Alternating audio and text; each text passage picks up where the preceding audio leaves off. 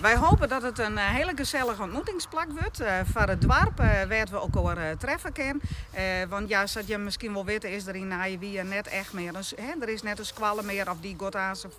En zitten wij als dorp, vinden het heel mooi dat er iets is waar we elkaar treffen kunnen. De locatie is havende opslag langs de Sierksmawei in Nijenwier. Zo'n 2000 lijn de plannen al klaar. Het haventje wie dan echt wel een restauratie ta. Zoals je is die wal heel raar. Dat wordt opknapt met walbeskoeiing. Er komt hier voor een vlonderlons, dat mensen met de kano erin kunnen. Dat ben een visje kan. Dit wordt al hier opknapt. Er komt een nieuwe bank. En het aanzicht wordt dan opknapt. Het project wordt door Verskatenfondsen financierd. Daarna speelt het dorp zelfs een grote rol om er wat moois van te maken. Het dorp is heel belangrijk. Hè? We knappen het op met vrijwilligers. Er zijn een aantal dingen die dienen worden door een bedrijf, omdat we dat zelf net kennen.